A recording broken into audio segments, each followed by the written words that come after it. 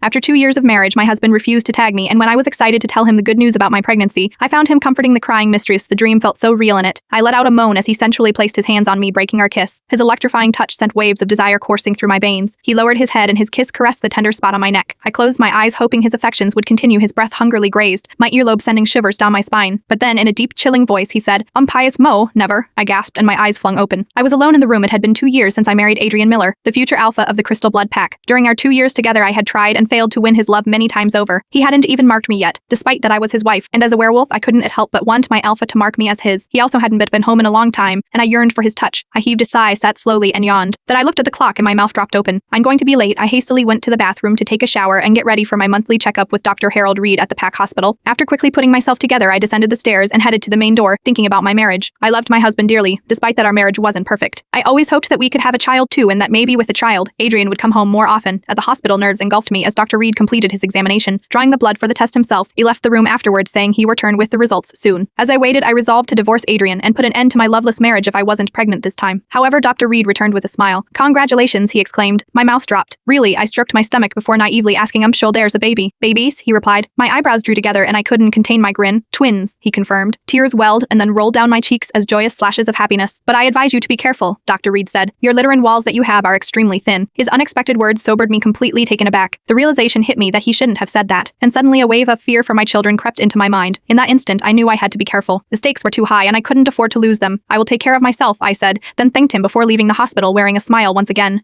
At least until I returned home. There I found Adrian with his new lover Linda seated together on a couch in the living room. I stopped short Linda as she was crying, and he was gently comforting her. Seeing him so gentle with her, I was consumed with hurt. I clenched my fists, trying to keep the tears at bay. Adrian's anger-filled eyes shifted to me. He yelled, "Unpured, how dare you come back? Dare you bully Linda? What? What are you talking about?" His expression became more ferocious. "Oh, please, you make me sick." Unable to bear further humiliation any longer and not wanting to shed tears in front of another woman, I covered my mouth and scurried to my bedroom. There I opened my nightstand drawer and pulled out the divorce agreement I had prepared a few months ago after the first time Adrian had mistreated me for Linda back. Then I had wanted to give our marriage a second chance. I had hoped I might get pregnant and that a child would help win his heart, but I had been wrong to hope. With my thumb, I stroked the bold characters on the divorce agreement and whispered to myself, "Amcio. He will never mark me as his mate. He will always humiliate me for his lover, which means he won't accept my babies either. I have no choice but to go through with it for the sake of my children." I wiped my tears, signed the paper, then sat on the bed and stared blankly, trying to absorb what I had just done. After a few moments, Adrian threw the bedroom door open, violently thrown open. I shoved the agreement into the drawer and stood. "At Adrian," I said in alarm while watching him turn the lock. Before I could say anything more, he strode to me and pushed me onto the bed. "Do you think you were going to be the Luna of this pack?" I tried to squirm away from me, but he locked my hands over my head. He began to undress me despite being held by his powerful arms. I resisted and yelled, "No." I yelled, working to resist him. "Please stop." Roughly, he kissed my neck.